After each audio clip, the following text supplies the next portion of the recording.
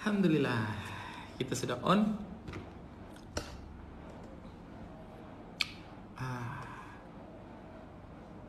Allahumma salli ala Muhammad, ya Rabbi salli alaihi wasallim. Allahumma salli ala Muhammad, ya Rabbi salli alaihi wasallim. Oke, alhamdulillah.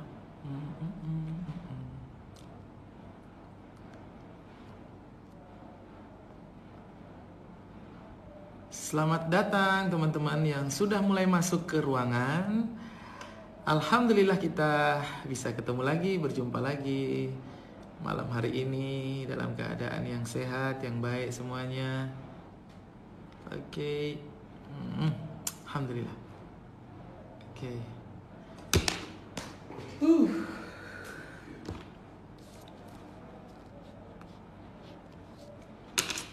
Ya.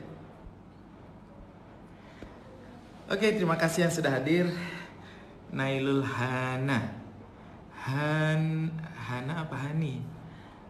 Nailul Hana. Terus Bu Nurjana, selamat datang. Mbak Dwi Mariani, Pak Sudiro, Mbak Yuli, Pak Nonot, tadi kita nggak ketemu. Belum rezeki tadi ya, kita nggak ketemu nih. Ada Pak Adam Ibrahim, lebih keren pakai peci. Iya ya, besok pakai sorban kayaknya. Bu Intan, ya Bu Guru, selamat datang. Prayudi, terus Pak Ahmad Musakir. Oke, kita mulai sebentar lagi, 2 menit lagi kita mulai. Oh, terima kasih semua yang sudah hadir. Mas Dodi Zulkifli, waalaikumsalam warahmatullahi wabarakatuh. Kapan kita makan-makan lagi Mas Dodi? Pak Iwan Susanto, sang juara nih Pak Iwan ini. OB milenial, dari OB jadi direktur. Masya Allah, luar biasa. Pak Adam, ya Pak Zulkodri. Oke, papan tulis sudah siap? Allahumma salli ala Muhammad, ya Rabbi salli. Oke teman-teman semuanya, sebelum kita mulai, bagi teman-teman yang mau untuk ngambil cemilan, silakan ambil cemilan dulu. Saya tadi punya cemilan kacang, udah habis 1, beli 2, dikasih buah sama santri, alhamdulillah. Nggak tahu dikasih apa, punya siapa ya. Nah, sebelum kita mulai, teman-teman yang mau ambil cemilan silakan ambil cemilannya dulu. Yang mau ambil minum silakan ambil minumnya dulu, karena nanti kita obrolannya panjang selama 1 atau 1,5 jam ke depan. Mudah-mudahan materi kali ini bermanfaat bagi kita semua. Saya pengen untuk mencoba membuat kita berpikir ke depan tentang kehidupan dan juga tentang bisnis. Mudah-mudahan kita bisa mendapatkan banyak insight malam hari ini yang membuat kita lebih menggelorakan lagi semangat kita, membuat kita semakin bersemangat untuk menjadi orang yang jauh lebih baik ke depan. Ya, kalau semua sudah siap, kita akan mulai. Mohon doanya. Bismillah. Bismillahirrahmanirrahim. Assalamualaikum warahmatullahi wabarakatuh. Alhamdulillahirabbil alamin. Alladzi arsala rasulahu bil huda wa dinil haq liyudhhirahu ala dini kullihi wa kafa billahi syahidan. Asyhadu an la ilaha illallah wa asyhadu anna Muhammadan abduhu wa rasuluhu wa la nabiyya ba'da. Bapak-bapak, ibu-ibu, teman-teman semuanya yang dirahmati oleh Allah Subhanahu wa taala, alhamdulillah pada malam hari ini Allah kembali mempertemukan kita dalam keadaan yang sehat walafiat. Mudah-mudahan tidak ada di antara kita yang sakit, mudah-mudahan kita terbebas dari virus-virus yang horor belakangan ini. Mudah-mudahan Allah menjaga kita dari musibah itu semuanya. Yang kedua, salawat dan salam semoga selalu terlimpah curahkan kepada baginda Nabi yang agung, Nabi yang mulia, Nabi Muhammad sallallahu alaihi wasallam. Beliau adalah sebaik-baik manusia yang pernah Allah ciptakan di muka bumi, sebaik-baik sahabat, sebaik-baik teman, sebaik-baik ayah, sebaik-baik suami, dan sebaik-baik teladan. Semoga saja nanti kita di akhirat kelak akan mendapatkan syafaat dan bisa masuk ke dalam surga bersama beliau.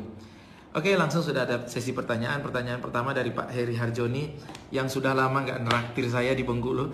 Pertanyaannya, siapa yang cukur ya? Siapa yang cukur rambutnya? Tadi cukur habis sholat maghrib, biar Pak Heri bisa melihat lebih cerah ya. Oke, hari ini teman-teman semuanya, hari ini saya akan berbicara tentang fase-fase atau tahapan-tahapan step-step dalam berbisnis. Fase-fase dan tahapan-tahapan step-step dalam berbisnis. Dan sebelum memulai itu, saya ingin memulai dengan bagi teman-teman yang berbisnis, bagi teman-teman yang jualan, coba kita perhatikan ya, satu hari itu kita punya 24 jam. Dan dalam 24 jam itu teman-teman, waktu yang paling banyak kita habiskan itu adalah untuk bekerja atau untuk berbisnis. Bahkan ada beberapa orang yang buka mata, melek, itu langsung udah mikirin jualan, udah mikirin bisnis. Buka mata langsung mikirin jualan, mikirin bisnis. Sampai tidur lagi di malam hari, itu mikirin bisnis terus. Jadi dalam satu hari itu 24 jam, bisa-bisa lebih dari setengahnya, lebih dari 12 jam, atau mungkin 15 jam, atau bahkan 20 jam, itu kita gunakan untuk menjalankan bisnis atau bekerja. Lalu pertanyaannya begini, seandainya waktu 24 jam kita digunakan sampai 50% atau 40%, bahkan mungkin 70%, itu digunakan untuk berbisnis, pertanyaannya, apa sih yang kita cari dari bisnis? Ini pertanyaan yang sangat esensial yang harus kita tanyakan kepada diri kita. Sebenarnya kita capek-capek ini apa sih yang kita harapkan? Kenapa sih kita harus bekerja? Kenapa sih kita harus berbisnis? Kenapa kita harus mencari uang gitu ya? Saya bertanya kepada beberapa orang, apa sih alasan kita bekerja atau apa alasan kita mencari uang? Lalu, apa alasan kita untuk berbisnis? Ada sebagian orang yang menjawab, ya alasan bekerja adalah mencari uang. Oke. Ada yang menjawab juga alasan berbisnis untuk mencari uang. Oke. Ada yang menjawab juga bekerja berbisnis itu untuk beribadah. Oke. Tapi teman-teman, saya pengen mengkonkretkan pikiran kita tentang kenapa kita berbisnis. Sebelumnya, definisi dari bisnis, saya akan memulai dari ta'rif atau definisi dari bisnis. Apa itu bisnis? Saya suka menggunakan definisi yang digunakan oleh Brad Sugar. Brad Sugar adalah seorang business coach. Dia membuat business coach yang ternama dan hampir ada di seluruh negara di dunia. Lalu kemudian dia mengatakan bahwa bisnis, definisinya bisnis is profitable enterprise that works without you. Itu definisi dia. Atau dalam bahasa Indonesianya dia mengatakan bahwa bisnis adalah perusahaan yang profitable atau organisasi yang profitable yang berjalan, yang bekerja tanpa kehadiran kita sebagai owner di dalamnya. Saya ulangi, bisnis adalah organisasi yang profitable, yang berjalan, yang menguntungkan, yang berjalan tanpa harus ada owner di dalamnya. Itulah bisnis. Kalau kita masih harus ada di dalamnya, maka itu belum berbisnis, itu baru berdagang atau itu harus baru berjualan. Jadi bisnis itu definisinya adalah organisasi yang profitable. Organisasi yang profitable, berarti organisasi yang profit. Dan bukan hanya profit, profitnya harus tebal, karena dia profitable. Yang berjalan, beroperasi, tanpa harus ada kita di dalamnya. Definisi itu yang dia berikan membuat saya berpikir banyak bahwa berarti kita harus membuat bisnis kita sampai pada titik di mana kita tidak perlu harus bekerja lagi, bahkan kita tidak perlu hadir lagi secara fisik, tapi bisnis itu memberikan uang kepada kita terus-menerus. Itu definisi bisnis. Kalau masih kita harus ada di dalam bisnis, in bisnis, masih harus ada terlibat dalam aktivitas operasional bisnis, maka sesungguhnya kita belum berbisnis. Itu yang pertama, poinnya, definisi bisnis. Lalu dari bisnis apa sih yang kita cari? Teman-teman, kenapa sih kita bekerja? Maaf, saya pakai papan tulis. Bisnis. Habis juga. Maaf.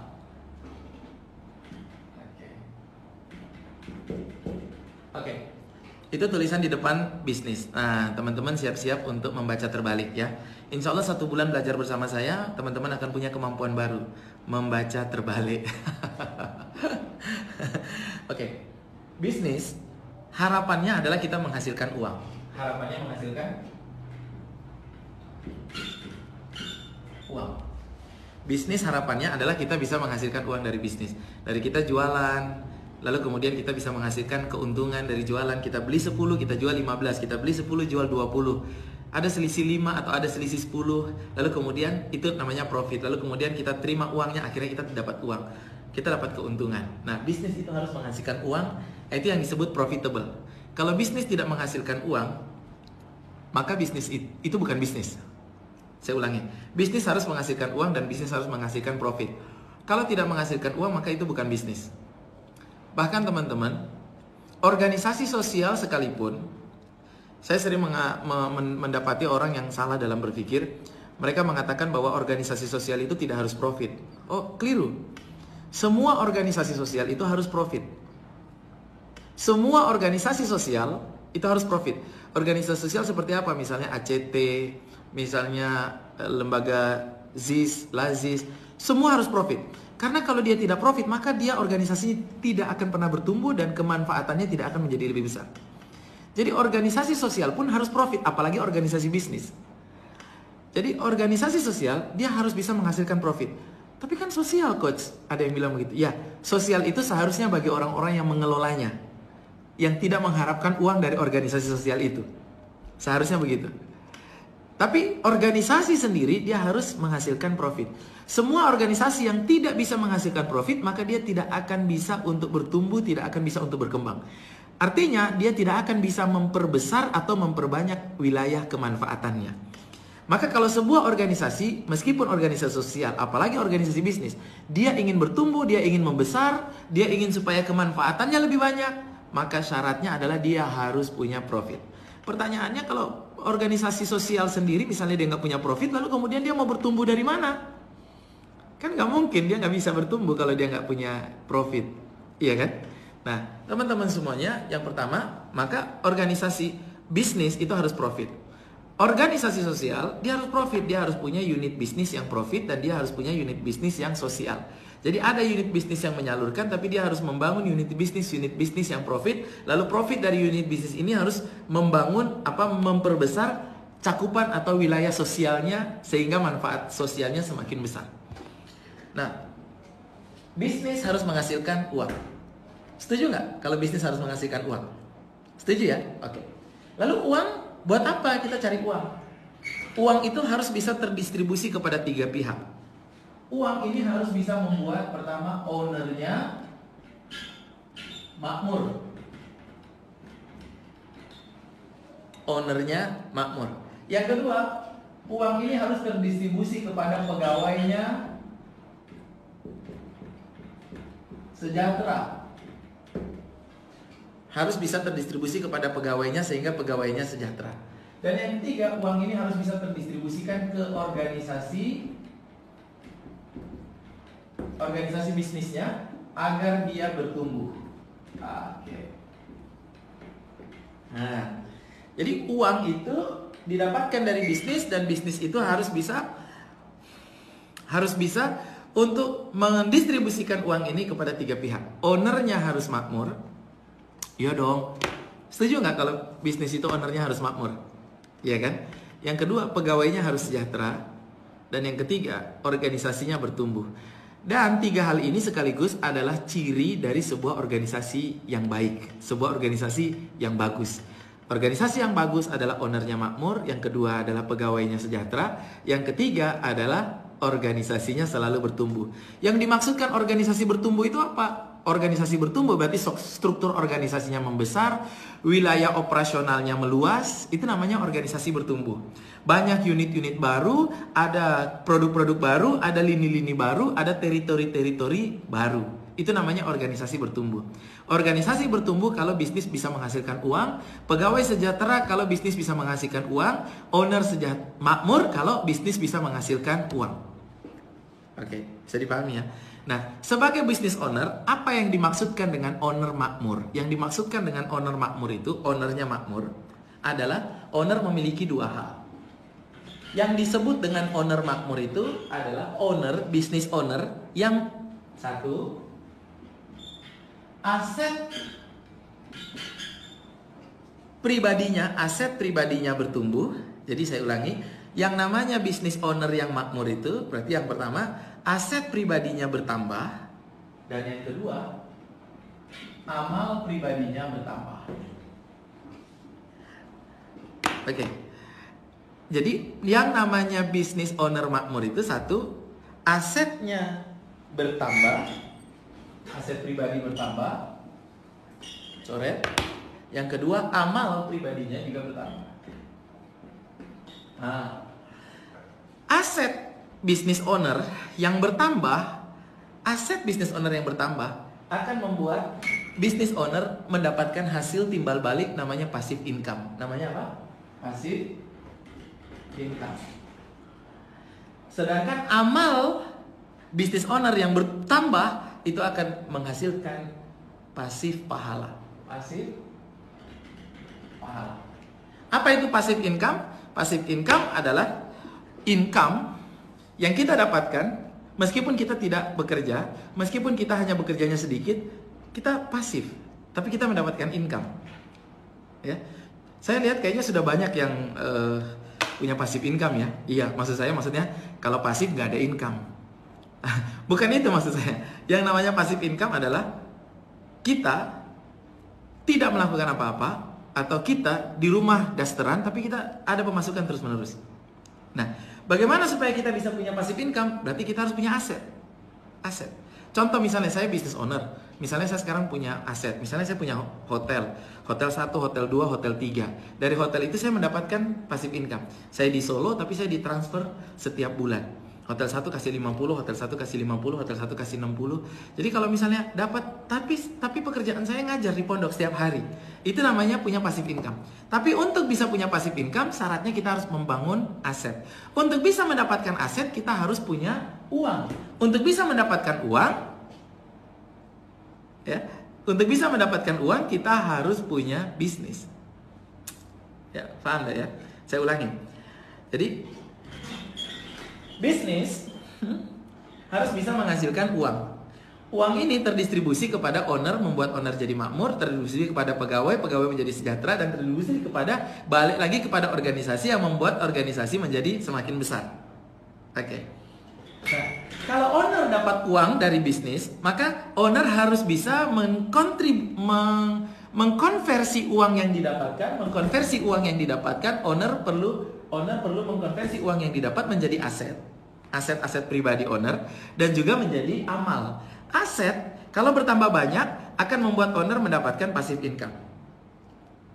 Nah, kalau amal dilakukan, misalnya kita wakaf, misalnya kita amal jariah ya, misalnya kita bangun pondok, misalnya kita bangun sekolah, misalnya kita wakaf produksi Quran lalu kita bagi-bagi, itu akan menghasilkan pasif pahala. Pasif pahala adalah pahala yang terus mengalir kepada kita, masuk kepada kita, dihitung oleh malaikat, masuk terus selama manfaat yang kita berikan itu digunakan oleh orang.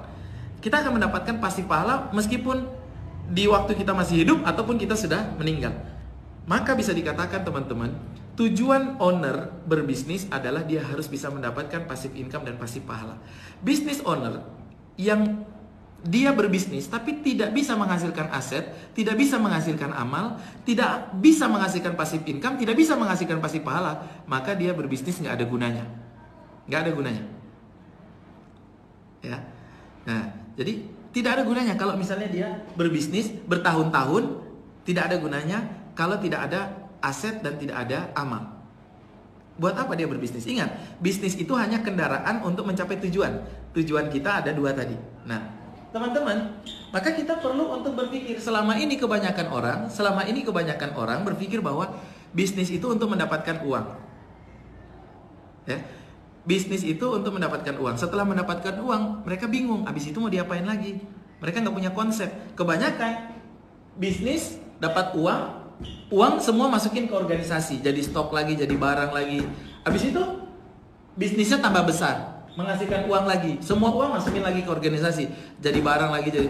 Tapi ownernya sendiri nggak sejahtera, nggak makmur, nggak punya pasif income, nggak punya pasif pahala.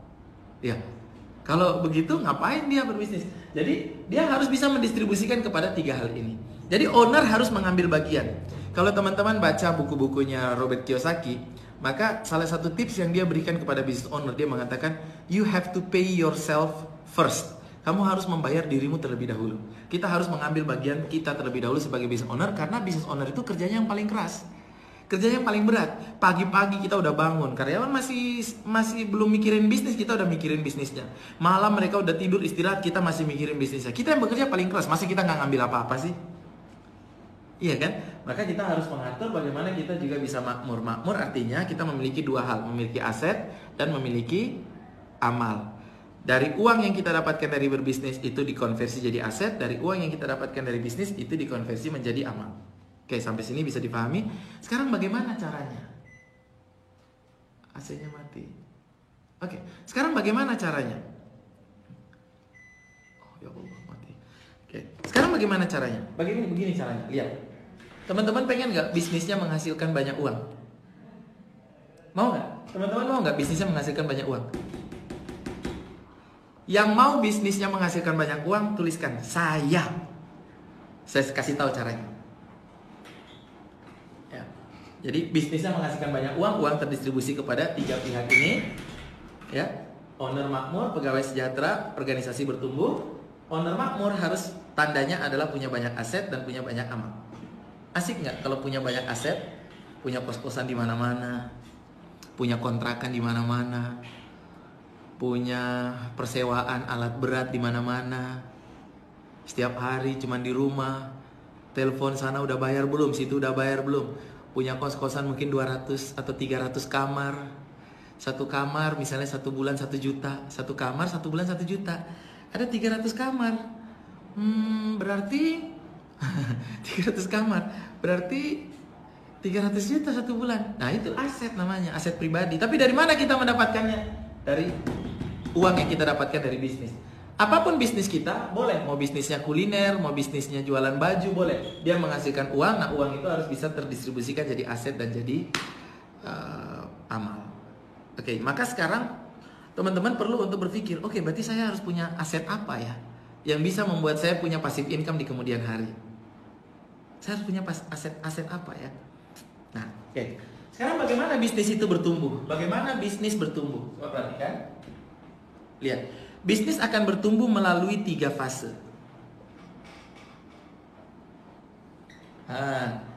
Setiap bisnis akan bertumbuh melalui 3 fase. Semakin tinggi fasenya, semakin banyak uangnya. Saya ulangi, semakin tinggi fasenya, semakin banyak uangnya. Fase pertama namanya fase startup. Fase startup. Fase kedua namanya fase grow up. Dan fase ketiga namanya fase scale up. Oke. Setiap bisnis akan melalui 3 fase.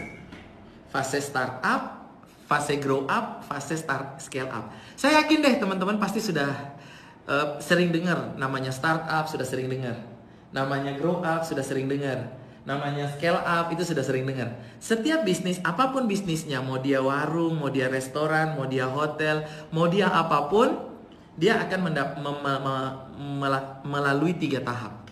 Dan semakin tinggi tahapannya, tentu saja semakin perputaran uang yang dia putar semakin besar. Oke, saya akan jelaskan satu persatu. Fase yang pertama namanya fase startup.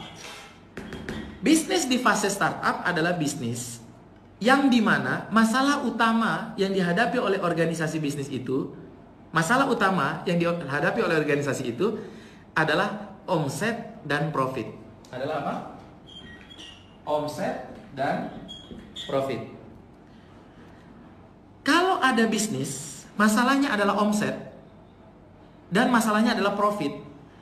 Mau bisnis yang itu sudah berjalan 5 tahun, mau bisnis itu sudah berjalan 10 tahun, mau bisnis itu sudah berjalan 30 tahun sekalipun, kalau dia masalahnya adalah omsetnya belum besar, omsetnya nggak tahu bagaimana cara menaikkannya, profitnya belum ada, omsetnya belum bisa mencukupi untuk biaya operasional karyawan, biaya operasional, omsetnya belum bisa mencukupi untuk memakmurkan sejahtera, memakmurkan owner, omsetnya belum cukup untuk biaya operasional dan profitnya belum besar, maka mau seberapa lama pun dia sudah berdiri bisnis itu, tetap kita bilang dia startup. Startup. Jadi masalah utamanya adalah omset dan profit. Jadi startup itu bukan dilihat dari berapa usia. Jadi kalau sudah usia 5 tahun berarti sudah lepas dari startup. Enggak. Selama dia masih masalahnya omset, belum tahu cara naikin omset, belum tahu cara bagaimana memperbesar omset, memperbesar skala operasionalnya, maka dia namanya startup. Saya kasih contoh perusahaan-perusahaan yang disebut startup. Teman-teman sering dengar kan kata-kata startup. Contoh misalnya yang kita sering dengar misalnya Bukalapak startup, OLX startup. Betul nggak? Startup. Jadi kenapa OLX disebut startup? Kenapa Bukalapak disebut startup? Startup digital. Kenapa? Karena sampai dengan hari ini OLX itu masih kesulitan untuk menghasilkan omset yang lebih besar daripada biaya operasional. Bukalapak sampai dengan hari ini masih kesulitan untuk menghasilkan omset bagi perusahaannya. Di dalam Bukalapak itu kan pasar ya. Di dalam Bukalapak sendiri itu ada miliaran uang yang berputar setiap hari. Transaksi terjadi miliaran tiap hari. Tapi transaksi miliaran itu bukan miliknya PT Bukalapak, itu adalah miliknya para pelapak. Pertanyaannya adalah, terus PT Bukalapak dapat uangnya dari mana? Monetize-nya bagaimana? Nah, mereka sudah mendapatkan uang, tapi omsetnya yang mereka dapatkan dari jualan mungkin push, ya biar produknya bisa naik ke atas. Atau kalau di OLX itu ada namanya highlight. Jadi kalau kita iklan berbayar jadi highlight. Itu kita bayar. Tapi apa yang mereka dapatkan, omset yang mereka terima itu belum lebih besar daripada biaya operasional mereka di mana karyawan mereka ratusan. Jadi mereka belum menghasilkan profit atau masih bermasalah dengan omset, maka kita sebut startup. Tak peduli sebesar apapun bisnisnya, tak peduli seberapa lama pun bisnisnya, selama masalahnya adalah omset dan profit, mereka startup. Oke, bisa dipahami ya. Kalau kita sudah bisa selesai dengan masalah omset, kita sudah tahu bagaimana cara menaikkan omset, kita sudah punya profit, maka kita mulai bertumbuh, kita mulai berkembang, namanya grow up. Ketika omsetnya banyak, ketika permintaan banyak, teman-teman yang hari ini mungkin sedang mengalami permintaan yang begitu banyak, mungkin ada beberapa bisnis yang permintaannya APD itu banyak sekali, permintaan masker banyak sekali. Ketika orderannya banyak, atau kalau kita ingat-ingat kemarin, orderan kita banyak, ketika orderannya banyak, itu masalahnya berarti bukan omset lagi kan? Masalahnya bukan omset lagi kan? Ketika orderannya banyak, masalah kita adalah karyawan, tim, dan sistem. Tim dan sistem. Jadi masalah kita di grow up, ketika kita mau bertumbuh, adalah tim dan sistem. Ketika orderan sudah mulai banyak, ketika transaksi sudah mulai banyak, ketika bisnis sudah mulai berkontraksi, aktivitas transaksi mulai membanyak, maka kita mulai kelabakan. Kita nggak bisa lagi menghandle sendirian. Kita mulai mencari orang. Kita mulai taruh orang di sana, taruh orang di sini. Lalu kemudian kita mulai kesulitan dengan ini kok orang ini nggak bisa bekerja. Ini kok banyak orderan malah nggak masuk-masuk. Ini kan itu. Lalu ini nggak ada aturan, nggak ada sistem. Semuanya sistemnya adalah ownernya. Jadi kata kuncinya adalah kata bapak. Jadi kalau di dalam perusahaan itu kata kuncinya adalah kata bapak, nah itu berarti dia belum selesai dengan grow up. Jadi ketika ada orang datang, misalnya bagian produksi, datang ke bagian keuangan, kata bapak, produksinya dibalik yang ini dulu baru. Kalau sudah pakai kata bapak, itu berarti bisnisnya belum tersistem dengan baik dan karyawannya juga masih belum bagus. Maka itu fasenya adalah fase grow up. Di fase grow up masalah kita adalah masalah karyawan, masalah sistem. Ketika kita pusing banyak orderan tapi karyawannya kerjanya nggak benar. Ketika kita pusing ketika banyak orderan tapi sistemnya nggak ada, aturannya nggak ada, sehingga kita sendiri yang menjadi aturan, kita harus ada di situ baru semuanya bekerja dengan baik. Itu berarti grow up. Itu berarti apa? Grow up. Untuk membetulkan fase grow up, teman-teman, untuk membetulkan fase grow up, itu membutuhkan waktu sekitar 3-5 tahun untuk mendapatkan stabilis. Kita stabil dalam fase grow up. 3-5 tahun, teman-teman, dengan syarat kita belajar praktek. Ini tim dan sistem, ini yang dalam bahasa lain kita sebut ini manajemen. Membangun manajemen itu membutuhkan waktu 3-5 tahun sampai dia kemudian mulai stabil. Lalu kemudian setelah stabil, teman-teman, nanti bisnis berkembang lagi, nanti sistemnya goyang lagi, kita perbaiki lagi, berkembang lagi sistem, goyang lagi, berkembang lagi, terus menerus. Nah, tapi untuk yang pertama kali kita bisa membuat sistem bagus itu membutuhkan 3-5 tahun dengan catatan kita belajar, lalu kemudian perbaiki, belajar, perbaiki. Karyawan dan sistem. Siapa yang hari ini merasa bisnisnya itu masalahnya masih omset? omsetnya belum ada, omsetnya belum besar, omsetnya masih kecil, profitnya belum ada, profitnya itu belum cukup untuk membiayai biaya operasional, profitnya belum cukup untuk membiayai owner. Jadi kalau owner ngambil gaji, jadi minus. Nah, itu berarti dia startup. Tapi kalau dia sudah mulai menghasilkan uang, sudah mulai ada profit, tapi kemudian dia masih pusing dengan karyawan, dia harus hadir, dia harus terlibat, dia harus 100% ada dalam perusahaan, itu berarti dia grow up. Bisa dipahami ya? Itu berarti dia grow up.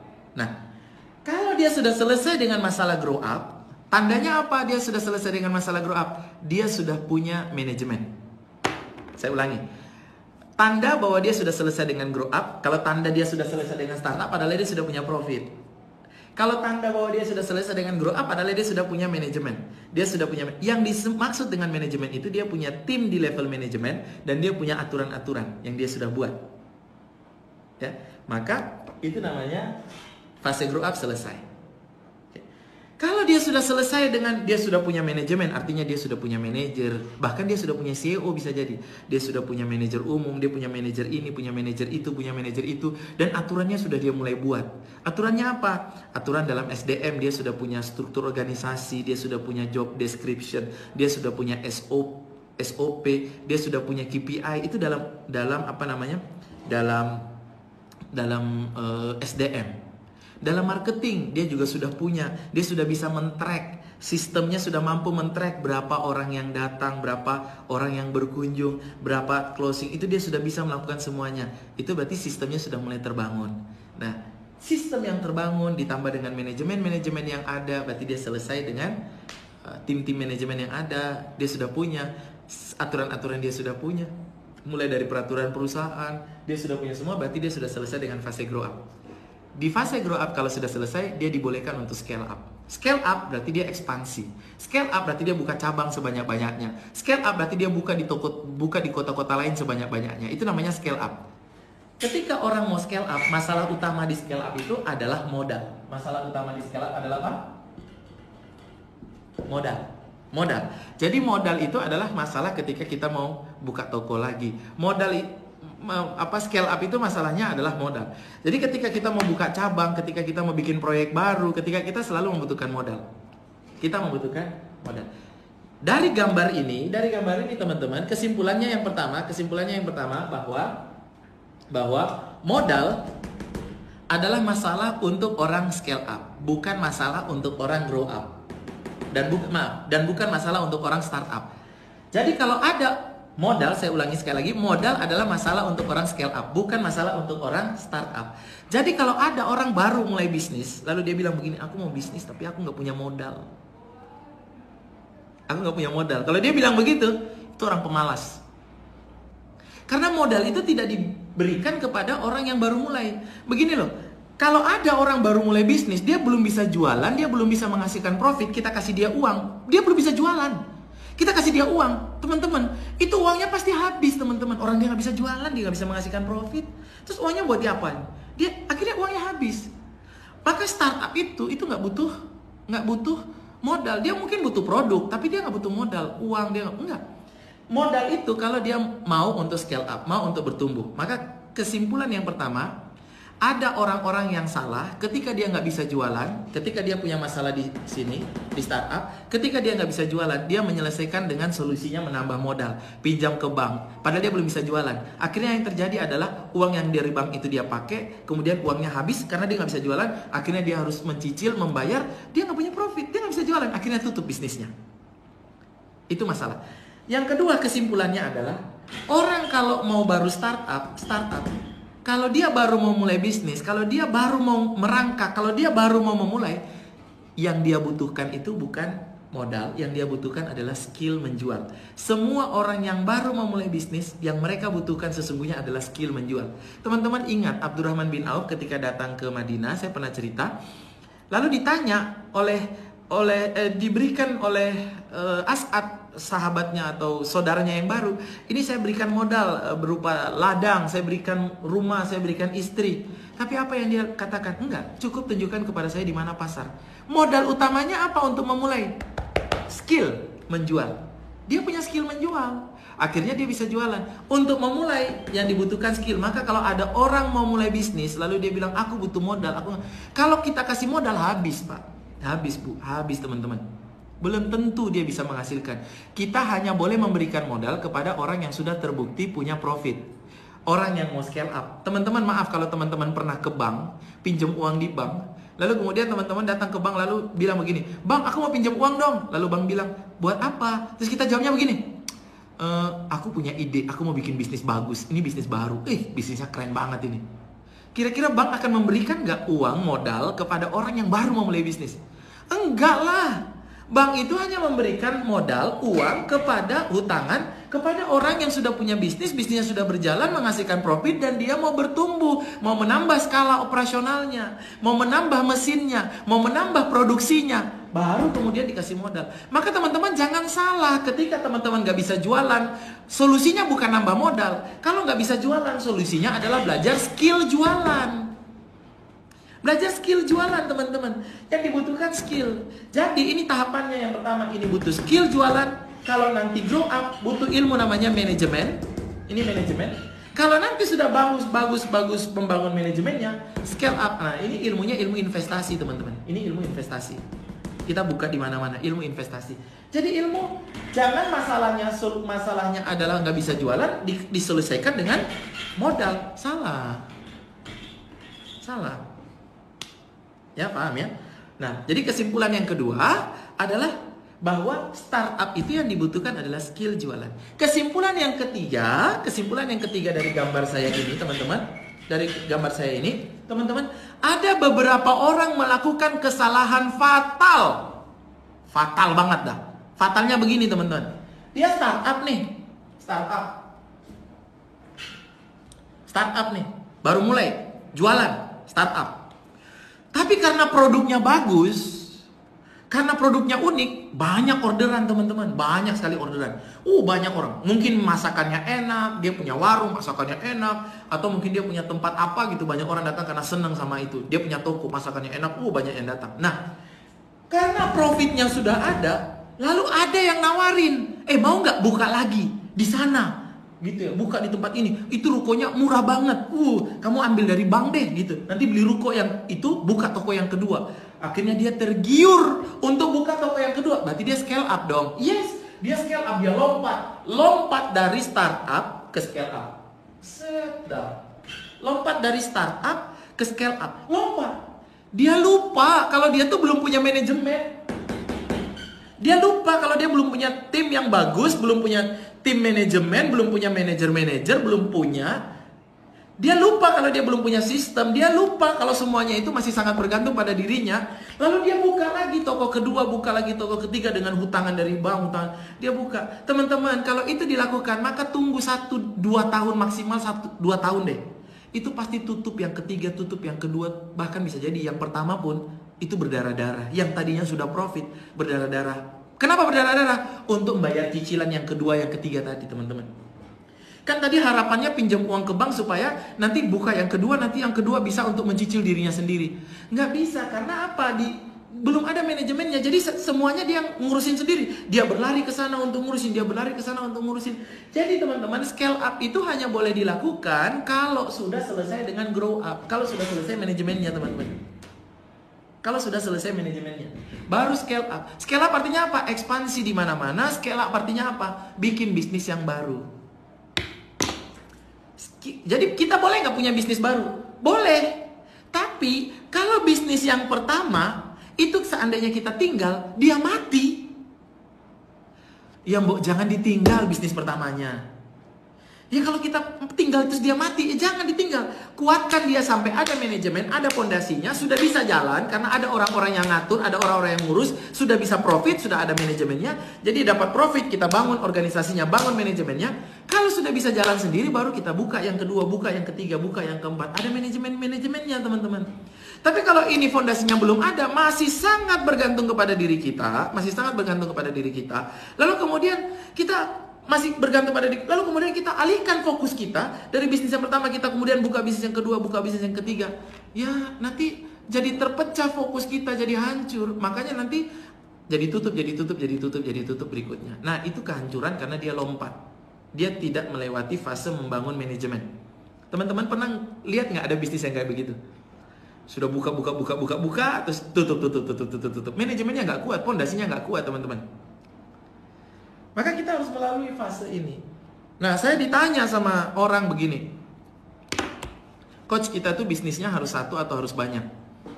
Lalu saya jawab, nggak ada orang kaya raya yang bisnisnya itu cuma satu, nggak ada. Sebutkan teman-teman, sebutkan siapa orang kaya raya yang punya bisnis hanya satu? Nggak ada. Bill Gates itu bisnisnya, dia selain punya Microsoft, dia juga jadi direktur di Berkshire Hathaway. Berkshire Hathaway itu punyanya Warren Buffett. Dia juga punya saham di 26 perusahaan lain. Dia punya saham di Coca-Cola, dia punya saham di Walmart. Jadi nggak ada orang kaya tuh bisnisnya cuma satu. Nah, lalu ada orang yang bilang begini, berarti itu nggak fokus dong.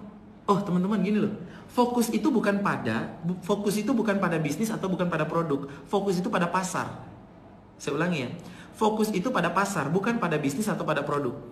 Jadi saya tuh sering ditanya sama orang ketika misalnya saya naik kereta atau saya naik pesawat, kadang-kadang di samping saya ada yang ngajak ngobrol. Lalu tanya begini, bisnis apa mas? Atau kerjanya di mana mas? Kadang saya dikira kerja di hotel, kadang saya kira kerjanya di apalah gitu ya. Nah, saya ditanya bisnisnya apa gitu. Dan itu pertanyaan yang paling sulit untuk saya jawab. Pertanyaan yang paling sulit. Saya mau jawab apa ya bisnisnya? Karena maaf, saya menjalankan beberapa bisnis. Saya ada bisnis online, saya bikin e-course, saya jualan fashion, istri saya jualan jeruk, lemon. Saya juga bikin hotel, saya menyewakan alat berat. Lalu saya mau jawab yang mana ya? Akhirnya kan saya bingung. Terus saya jawab apa dong? Terus saya jawab apa? Saya biasanya jawab, saya guru ngaji.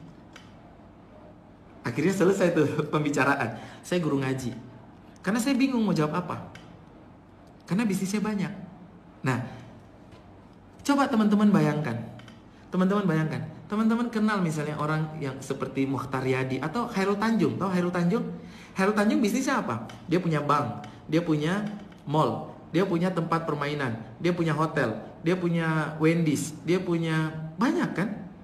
Banyak. Mukhtar Yadi yang punya Lipo, dia punya apa? Punya OVO, punya rumah sakit Siloam, punya apa lagi? Punya Meikarta, Lipo ya, punya Pelita Harapan, punya tadi rumah sakit sudah ya. Dia punya banyak. Jadi Khairul Tanjung, kita nggak peduli kita bisnisnya apa, yang penting tuh uangnya banyak. Nah, uangnya banyak itu fokus pada pasar. Ketika pasar butuhkan itu, kita bikin itu. Ketika pasar butuhkan itu, kita bikin itu. Yang penting apa kalau mau scale up? Yang penting itu adalah kita punya manajemennya. Iya. Yang penting kita punya manajemennya. Kalau kita nggak punya manajemennya, jangan punya banyak bisnis. Satu aja udah. Satu saja sudah. Tapi kalau kita punya manajemen, kita bisa untuk buka lagi. Yang penting buka di sana ada manajemennya sendiri. Buka di situ ada manajemennya sendiri. Buka bisnis A ada manajemennya sendiri. Buka bisnis B ada manajemennya sendiri. Buka bisnis C ada bukan buat banyak bisnis kita semua yang ngatur. Itu namanya palu gada, dan nggak ada dalam sejarah kita palu gada itu besar. Maka boleh nggak kita punya banyak bisnis? Bukan boleh teman-teman, wajib. Kita harus punya banyak bisnis. Teman-teman, kita harus punya banyak bisnis. Kita harus beroperasi dalam skala yang besar. Kita baik bisnis itu satu maupun bisnisnya banyak, kita harus punya banyak bisnis. Boleh nggak? Boleh. Kalau ada berarti orang yang bilang itu nggak fokus dong. Itu sangat fokus. Fokus pada kebutuhan pasar. Fokus pada peluang.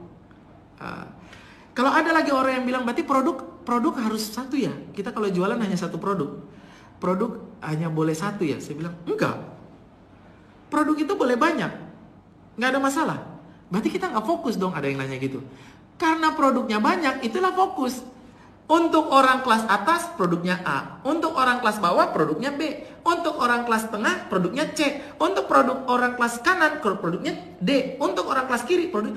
Jadi setiap segmen, kita kasih produknya masing-masing. Tidak ada satu produk untuk semua segmen itu nggak ada. Saya kasih contoh teman-teman. Unilever, itu punya produk berapa? Satu atau banyak? Banyak. Karena apa? Samponya aja banyak. Sabunnya aja banyak. Karena apa? Untuk orang yang begini, dia kasih ini. Untuk orang yang begitu, dia kasih ini.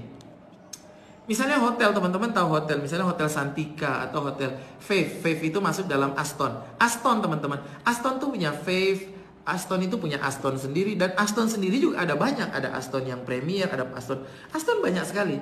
Lalu selain Fave, selain Aston, dia juga punya apa namanya? Ya banyak hotel. Jadi pertanyaannya gini, di Madiun nih tempatnya. Di Madiun itu Aston dan Fave sebelahan. Pertanyaannya begini, kenapa nggak jadi satu aja? Ya karena itu beda segmen. Misalnya ada bos dengan sopir datang ke Madiun. Bosnya nanti nginep di Aston, sopirnya nginep di Fave. Jadi Aston misalnya harganya 800, harganya 1 juta, Fave harganya 300 atau 200. Tidak semua orang punya uang 800. Maka orang yang punya uang 200 nginepnya di Fave. Dan tidak bisa Aston memaksakan, ayo semua nginep di kita. Nggak bisa, dia harus membuat sesuatu yang sesuai dengan segmen. Jadi kita perlu membuat produk yang disesuaikan dengan segmen. Kalau segmennya ada 3 layer, 3 lapis, maka kita bikin produknya 3 lapis. Nah, Neo Hotel, betul, Neo Hotel itu Aston, betul. Jadi kenapa ada Neo, kenapa ada Fave? Karena segmennya berbeda. Kenapa ada Garuda, Indonesian Airlines? Kenapa ada Citylink? Karena segmennya berbeda. Kenapa ada Batik? Kenapa ada Lion? Karena segmennya berbeda. Kenapa sih Batik? Kenapa sih Lion nggak fokus aja Lion gitu? Ya karena orang yang mau naik Lion ada, tapi ada juga orang yang punya kelebihan uang. Mereka mau naik pesawat Garuda, daripada mereka naik pesawat Garuda atau mereka naik Batik, maka Lion mengeluarkan, daripada mereka naik Garuda atau naik Citylink, Lion mengeluarkan Batik. Jadi selalu sama. Coba kita lihat Toyota. Toyota tuh punya mobil yang 7 seat, 7 seat. Itu mulai dari misalnya Avanza. Tapi ada juga loh yang mirip Avanza tapi harganya lebih mahal, barangnya lebih bagus, namanya Innova. Dalamnya sama, cuman mungkin lebih besar sedikit, mesinnya lebih bagus. Tapi kan dalamnya sama-sama mobil 7 kursi, mobil keluarga. Kenapa sih Toyota nggak jualan Avanza saja? Kan Avanza paling laris. Karena ada orang yang mampu beli Avanza dan ada orang yang nggak mau beli Avanza karena dia punya kemampuan di atas Avanza. Dia mau beli Innova. Di atas Innova pun ada, misalnya ada Alphard. Alphard juga sama, 7 seat. Kenapa sih orang Toyota harus bikin Alphard? Karena ada orang yang lebih mampu daripada hanya sekedar beli beli Avanza. Dia bisa beli Alphard. Jadi semua itu segmen-segmennya dibuat. Jadi produk itu harus banyak. Ya harus banyak, disesuaikan dengan kebutuhan pasar. Tapi ingat, produk banyak, bisnis banyak boleh. Yang penting manajemennya bangun. Ada dulu. Nggak ada manajemen, ambruk. Berarti penting nggak manajemen? Banget. Berarti kalau nggak tahu cara membangun manajemen gimana? Belajar. Kalau masih belum bisa cara jualan gimana? Belum tahu bagaimana cara menjual. Ya belajar cara jualan. Harus diselesaikan dulu nih cara jualannya. Harus dapat cara jualannya, baru kemudian bangun manajemennya, baru kemudian investasikan uang yang kita sudah dapatkan dari sini untuk membangun bisnis yang berikutnya, membangun cabang yang berikutnya, investasikan, keluarin uang, modal itu. Gitu. Atau bekerja sama dengan orang yang punya uang. Gitu teman-teman. Maka kalau orang nggak punya manajemen itu pasti akan berat. Oke. Nah teman-teman semuanya, ini adalah 3 level yang akan dihadapi oleh semua bisnis. Sekarang teman-teman coba lihat, startup omsetnya belum besar, bingung menaikkan omset, cara jualannya gimana, masih kebingungan. Jualan ikut-ikutan orang, cuman posting-posting biasa, begitu, itu namanya startup. Profitnya masih sedikit atau profitnya belum ada, itu namanya startup. Atau grow up, sudah mulai tahu cara jualan, sudah punya banyak distributor, sudah punya banyak agen, sudah punya banyak mitra-mitra yang kemudian mereka bertumbuh, mitra-mitra yang kemudian mereka belanjanya banyak, itu di grow up, sudah punya sistem, sudah punya tim, itu di grow up. Teman-teman, di mana? Startup, grow up, atau scale up? Nah, startup, grow up, atau scale up? Tuliskan di situ, di bawah situ teman-teman. Nah, kita mau nggak naik levelnya? Semakin tinggi levelnya, semakin banyak uangnya. Kita kembali lagi, semakin banyak uangnya, semakin banyak yang bisa dibagikan kepada owner, berarti owner cepat makmur. Semakin banyak yang bisa dibagikan kepada pegawai, pegawainya cepat sejahtera. Semakin banyak yang bisa dibagikan pada organisasi, organisasi bertumbuh terus. Jadi semakin tinggi sebuah level, semakin banyak uang yang didapat. Nah, maka kalau kita mau naik level startup, kita harus belajar ilmu marketing, ilmu jualan. Ilmu jualan. Lihat ya, Rasulullah Sallallahu Alaihi Wasallam itu membangun bisnisnya tidak dengan diberikan modal, tapi Rasulullah itu sangat pintar dalam jualan. Rasulullah itu sangat pintar, dia punya skill dalam jualan. Rasulullah itu menjual, kalau Rasulullah itu bawa barangnya Siti Khadijah, ya. Kalau Rasulullah itu bawa barang, misalnya ini barang dia bawa ini, harganya itu 10.000, dia ambil 10.000 dari Siti Khadijah, dia ambil 10.000, maka yang dia lakukan adalah ketika dia jualan kepada orang, dia mengatakan begini. Ini saya ambil harganya 10.000. Ibu mau bayar berapa terserah. Bapak mau bayar berapa terserah. Yang penting kasih saya sedikit keuntungan. Jadi kemudian orang bilang, ya udah saya bayar 11.000. Boleh, alhamdulillah dia syukuri. Tapi ada juga yang membayar 20.000. Alhamdulillah dia syukuri. Jadi semua dia syukuri. Nah, Rasulullah sangat pintar jualan. Saking pintar jualan, teman-teman, sampai-sampai Rasulullah itu disenangi oleh bosnya, atasannya. Siapa? Siti Khadijah. Siti Khadijah kemudian mengutus anak buahnya, asistennya namanya Maisaroh. Ibu Maisaroh, tolong coba kamu cek itu Nabi Muhammad, kok dia keren banget. Dia manajer saya yang jualannya selalu berhasil. Skill jualannya Nabi Muhammad itu luar biasa, disenangi dia jualannya karena skillnya. Lalu Maisaroh kemudian mulai mengintip-ngintip, mencari tahu tentang Nabi Muhammad. Lalu kemudian melaporkan kepada Ibunda Khadijah. Ibunda Khadijah adalah janda yang sudah 2 kali menikah, tapi ya begitulah. Lalu kemudian ini mau sama Nabi Muhammad. Akhirnya Ibunda Khadijah pun jatuh cinta, lalu melamar Nabi Muhammad melalui pamannya Abu Thalib. Lalu kemudian meminta supaya Abu Thalib meminta Nabi Muhammad agar melamar Siti Khadijah supaya pantas, supaya cocok, supaya pas. Maka Siti Khadijah memberi bekal untuk melamar dirinya. Nabi Muhammad diberikan melalui pamannya, diberikan onta. Ontanya 20 ekor. Ontanya 20 ekor. 20 ekor itu, onta itu satu buah, satu ekor harganya 50 juta. Jadi kalau 50 juta dikali 20 itu 1 miliar. Ibunda Khadijah memberikan onta itu kepada pamannya agar diberikan kepada Nabi Muhammad, agar Nabi Muhammad melamar menggunakan onta itu. Masya Allah. Jadi saking pinternya jualan, sampai bosnya mau segitunya. Saya dilamar ya, lamar ini dikasih ini buat nanti jadi mas kawinnya. Masya Allah. Ya, jadi pintar jualan. Nabi Muhammad tuh pintar jualan. Jadi Nabi Muhammad tuh nggak pakai modal dari mana, dikasih modal dari mana, enggak. Teman-teman kalau nggak bisa jualan, nggak tahu pola jualan, belajar dulu cara jualannya. Cara jualannya itu ada banyak teknik jualan. Ada banyak teknik jualan. Nah, cara jualan ini ada banyak. Nah, ada model-model bisnis yang harus kita buat bagaimana supaya jualan kita laris. Lalu kemudian kalau sudah mulai jualannya laris, kita mulai membangun manajemen. Nah, ilmu manajemen ini ilmu yang berbeda lagi dengan ilmu jualan. Ini ilmu yang sangat berbeda. Sangat berbeda. Ilmu manajemen adalah ilmu bagaimana mencari orang-orang terbaik, bagaimana menyeleksi orang-orang terbaik, bagaimana membayar karyawan. Nah, permasalahannya kebanyakan orang tidak bertumbuh dari startup ke grow up, itu masalah utamanya adalah mindset. Adalah apa? Mindset. Yang pertama karena dia nggak punya skill, yang kedua adalah dia mindsetnya keliru, mindsetnya salah. Orang-orang yang startup kebanyakan, mereka punya mindset yang tidak membuat mereka menjadi grow up. Satu, mindset yang salah. Ini mindset yang salah. Jadi kita nggak boleh pakai mindset yang ini. Orang-orang yang startup biasanya adalah pedagang, biasanya adalah jualan. Mereka jualan sendirian. Jadi mereka jualan sendirian, melakukan semua sendirian. Sedangkan yang sudah mulai grow up ini sudah mulai jadi bos. Oke.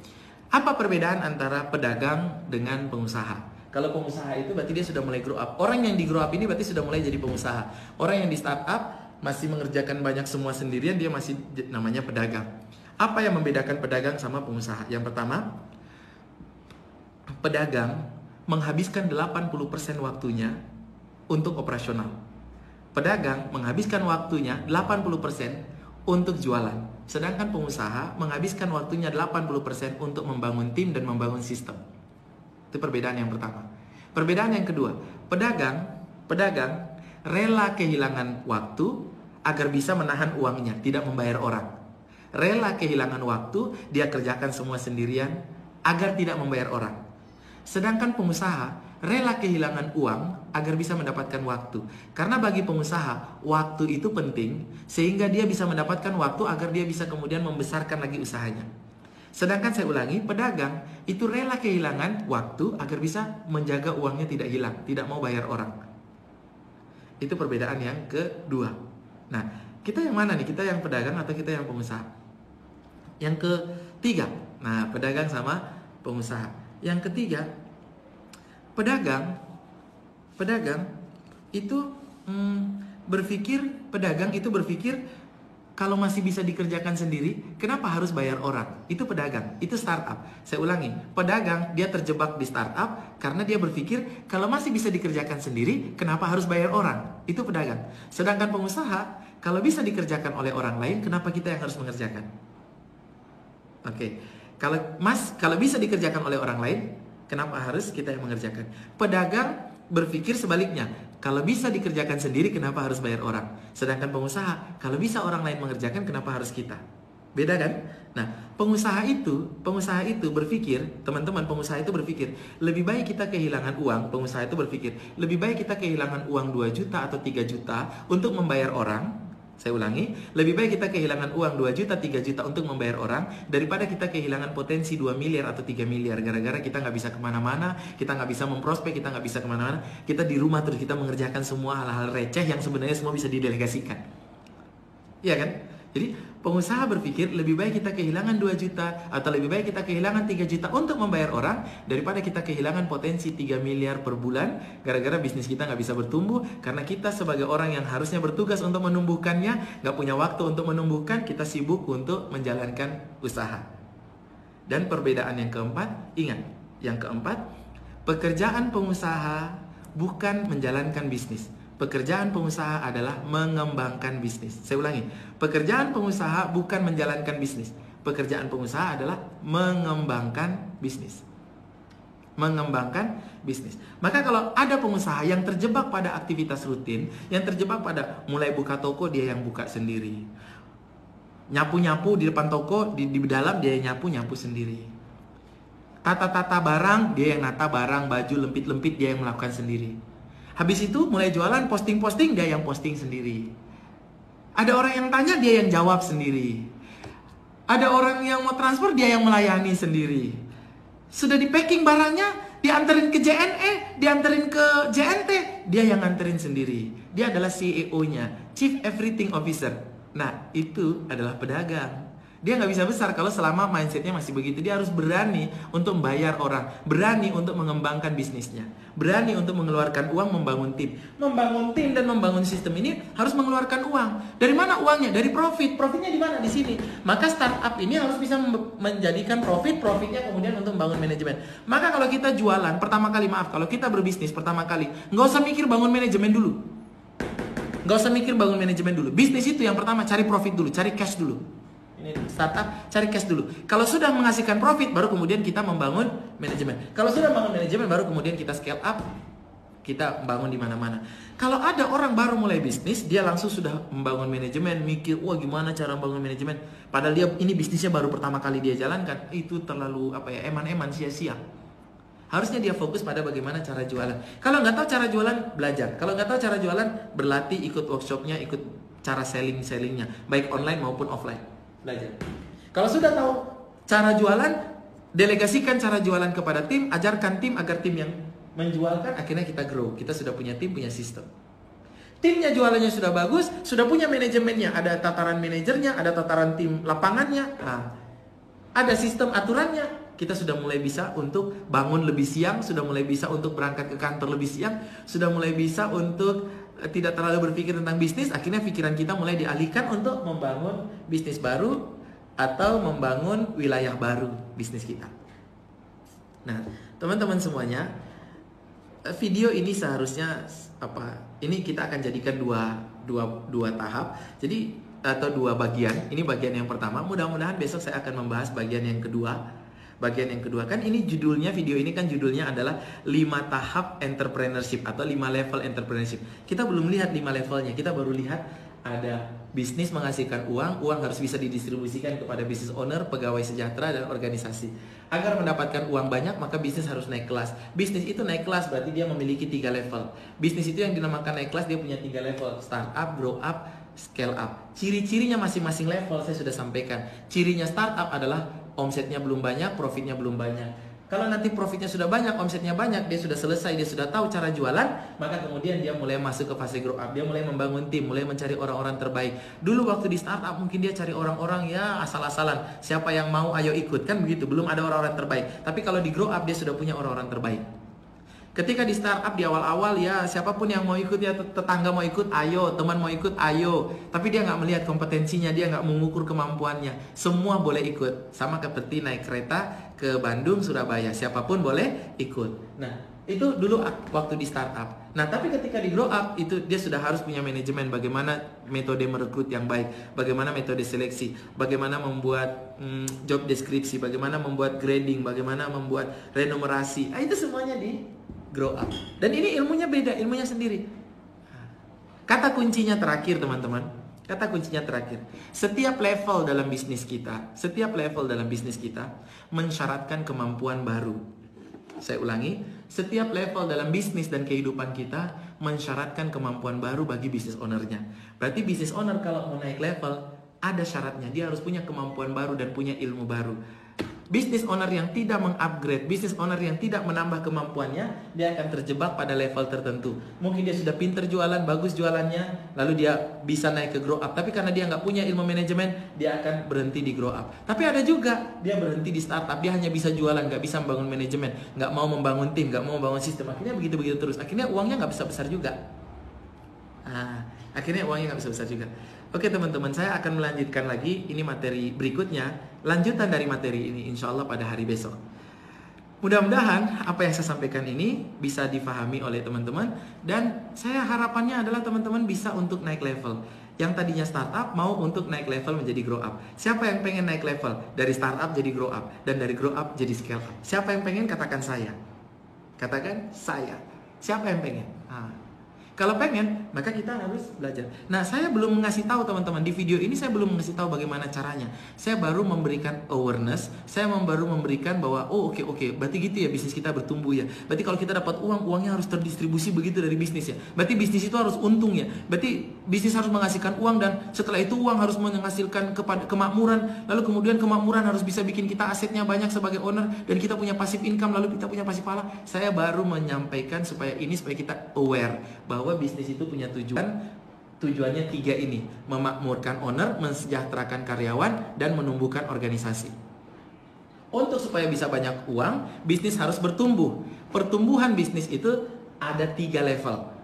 Oke, itu saya review ya, ada 3 level. Levelnya ada startup, grow up, scale up. Semakin tinggi sebuah level, semakin banyak uang, perputaran uang yang dia kelola. Berarti semakin banyak perputaran uang yang dia kelola, berarti semakin banyak uang juga yang akan terdistribusi kepada owner, terdistribusi kepada pegawai, terdistribusi kepada organisasi. Nah, untuk menumbuhkan organisasi, berarti kalau kita ada di startup, yang kita butuhkan adalah skill menjual, bukan modal. Jadi jangan pernah ke bank, karena kita nggak bisa jualan, pinjam uang di bank. Jangan, itu kesalahan fatal. Oke? Jadi kita harus belajar bagaimana cara supaya keluar dari jebakan startup. Kita harus belajar jualan. Nah, kalau kita sudah bisa jualan, bagus, produknya bagus. Nah, jangan semua kita yang melakukan semuanya. Pagi, siang, sore, malam kita harus terlibat. Itu namanya kita masih startup. Kita harus mampir atau naik ke grow up. Kalau kita sudah naik ke grow up, maka kemudian kita mulai untuk belajar ilmu manajemen. Ilmu manajemen adalah ilmu tentang membangun tim yang bagus, yang bisa kita mendelegasikan semua pekerjaan-pekerjaan kita dan membuat sistem, membuat aturan-aturannya. Kalau kita sudah selesai dengan ini, kita belajar tentang ini, mungkin belajar di workshop, belajar di seminar-seminar, belajar di YouTube, belajar dimanapun boleh. Kalau kita sudah selesai dengan ini, baru kemudian tim kita sudah ada, manajemen sudah ada, kita dibolehkan untuk scale up, baik bisnis yang asli kita perbanyak di wilayahnya, atau scale up pada membangun bisnis baru. Itu dibolehkan, itu namanya scale up. Dan ketika kita mau bikin banyak bisnis, misalnya mau buka lagi cabang, mau buka lagi grosir, mau buka lagi toko, itu pasti butuh modal. Nah, jadi tahapannya seperti itu. Bagaimana caranya skill jualan, bagaimana caranya skill membangun manajemen, bagaimana cara mendapatkan modal, itu belum saya bahas. Mudah-mudahan nanti kita bisa membahasnya satu persatu. Ya, setiap hari jam 8 sampai jam 9. Ya, insya Allah teman-teman setelah 1 bulan nanti belajar, teman-teman akan punya kemampuan baru, bisa membaca secara terbalik seperti di depan. Insya Allah minimal itu kemampuan yang akan didapatkan. Oke, teman-teman semuanya, saya doakan mudah-mudahan apa yang saya sampaikan ini teman-teman menjadi aware, jadi paham. Oh iya, berarti saya adanya di fase ini. Berarti kemampuan yang harus saya punya adalah kemampuan itu, agar saya bisa naik level. Gitu. Jadi naik levelnya sampai scale up, ya. Oke. Mudah-mudahan kita bisa ketemu lagi besok insya Allah teman-teman semuanya. Billahi taufiq wal hidayah wal afwan minkum. Kalau ada kata-kata yang salah saya mohon maaf. Dan saya berharap mudah-mudahan kita bisa bertumbuh sampai scale up.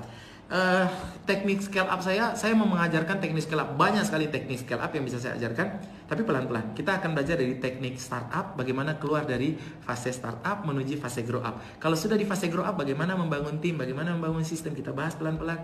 Kalau sudah nanti mudah-mudahan ya, kalau coronanya panjang ya kita jadi beginian terus.